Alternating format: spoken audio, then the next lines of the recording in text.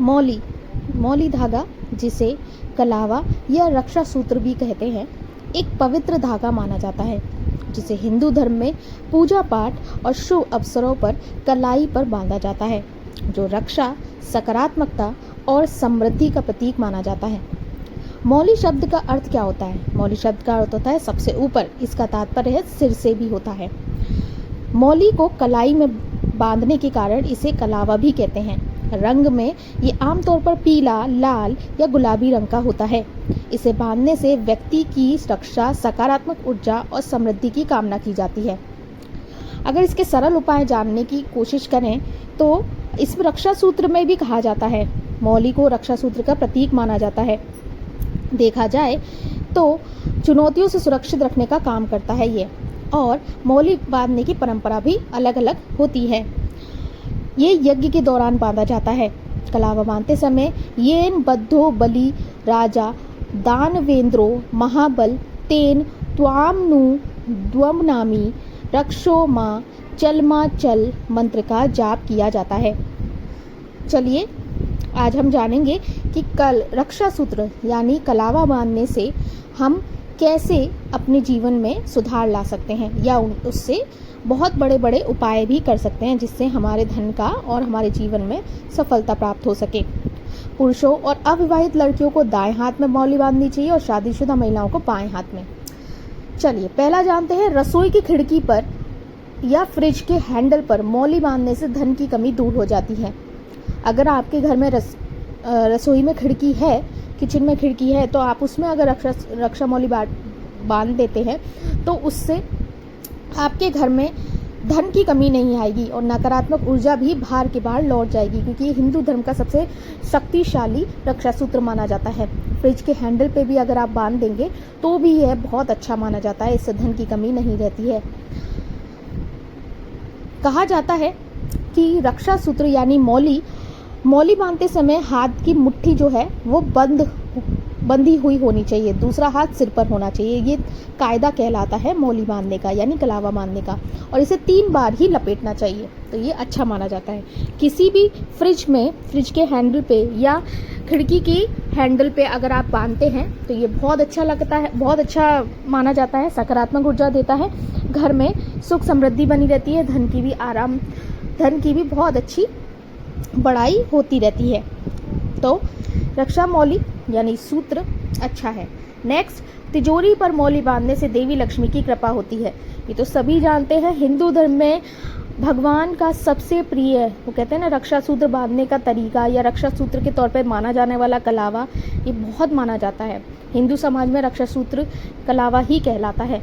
अगर हम इसे, बहुत सारे घरों में आपने देखा होगा तिजोरियों में रक्षा सूत्र बंधा होता है, लक्ष्मी माँ की मूर्ति होती है, शुभ लाभ लिखा होता है, तो ये सब बहुत ही शुभ माने जाते हैं। इससे धन लक्ष्मी हमारी प्रसन्न होती हैं, आपके पैसों में दिन दुगनी रात चौगनी होती जाती है।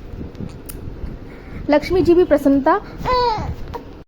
इससे लक्ष्मी जी भी प्रसन्न होती है हमारे ऊपर।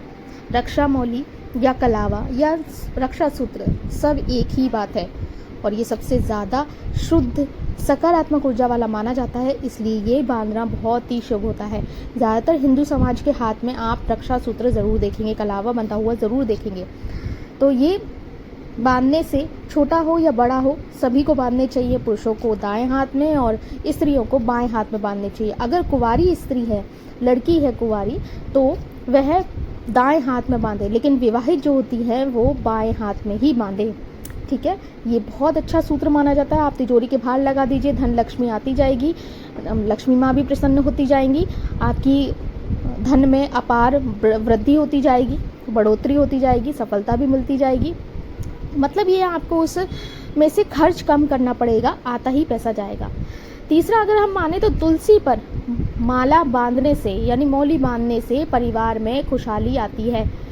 ये तो सभी जानते हैं कि घरों के बाहर जो आंगन होता है उसमें ज़्यादातर घरों में तुलसी माँ का पौधा ज़रूर लगा होता है।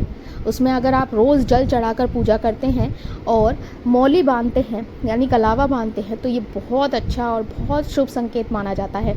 सुबह सुबह उठकर अगर आप ऐसा करते हैं तो आपके घर में खुशहाली बनी रहती है, माहौल अच्छा रहता है, सकारात्मक बना रहता है, पॉजिटिविटी आती है। घरों में बच्चों का माहौल जो है, वो बर्ताव जो है वो भी अच्छा रहता है, शुद्ध रहता है घर का माहौल। तो हर घर में तुलसी माँ का पौधा ज़रूर होना चाहिए, और उसमें अगर आप मौली या कलावा बांध देते हैं तो वो वैसे भी हिंदू का प्रतीक माना जाता है, तो वैसे ही वो शुद्ध होता ही है। घर का सारा वातावरण अपने आप ही शुद्ध हो जाता है। घर में जो भी बच्चे होते हैं उनकी भी ऊर्जा जो है वो सकारात्मक होती है और बढ़ती जाती है। तो परिवार की शुद्धि के लिए या परिवार के लक्ष्मी माता का प्रसन्न होना और तुलसी माता का पौधा लगना बहुत ज़्यादा ज़रूरी होता है। ये घर में खुशहाली लाता है, समृद्धि लाता है, और आपस में बच्चों का बर्ताव भी एक दूसरे से बहुत ही ज़्यादा पॉजिटिव नज़र आता है। तो मौली का बहुत ज़्यादा प्रयोग करना अच्छी बात होती है। हमारे यहाँ पूजा पाठ, नवरात्रे, शिवरात्रि, महाशिवरात्रि, नवरात्रि सब जगह होता है। अब पूजा स्थल पर भी मौली बांधना शुभ माना जाता है। यह मौली किसी प्राचीन मंदिर से लानी चाहिए। जैसे हम देखेंगे किसी भी मंदिर में आप जाओ, कोई पंडित जो होता है, पंडित जी जो होते हैं वो सब मौली ही बांधते हैं रक्षा सूत्र के तौर पर, और कुछ लोग तो मुंह से कहकर बंधवाते हैं मौली जब भी बांधे, कलावा जब भी बांधे, किसी प्राचीन मंदिर से अगर लाते हैं तो वह बहुत अच्छा, बहुत शुभ माना जाता है, आपके लिए बहुत अच्छा रहेगा। आप जब बांधते हैं तो उसे प्राचीन मंदिर से लेके आए हैं, अपने हाथ पे बांधते हैं, तो चिंता मत कीजिए, सभी सकारात्मकता आपके पास आएगी और नकारात्मकता आपसे बिल्कुल दूर चली जाएगी। बहुत पवित्र धागा होता है, बहुत अच्छा धागा होता है। कोई घर में तो भाई दूज पे भी ये कलावा बांध कर टीका किया जाता है अपने भाई का, क्योंकि ये बहुत शुद्ध माना जाता है, बहुत शुद्ध पवित्र माना जाता है। तो कहीं पर ये होता है कि पूजा पाठ करने के दौरान किसी पेड़ पर परिक्रमा करते हुए मौली बांधी जाती है, कहीं पर दियों के साथ मौली बांधी जाती है। कोई नवरात्रों में माँ लक्ष्मी जी को, या फिर शेरावाली माता, या जितने भी देवी देवता हैं उन सबको मौली बांध कर ही उनका आदर सत्कार किया जाता है, टीका करके, पानी चढ़ा के, जल चढ़ा के और मौली बांध के।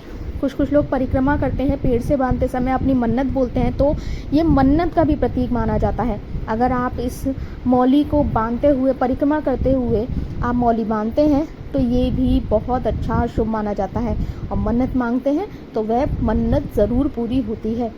कहा जाता है जब नवरात्र में कन्या को विराजमान करते हैं आप अपने घर में, उन्हें भोग लगाते हैं, उन्हें खाना खिलाते हैं, उन्हें भोजन कराते हैं, तो सबसे पहले उनके पाँव धुलाते हैं, फिर उनका टीका करते हैं और मौली बांधते हैं, उसके बाद खाना देते हैं।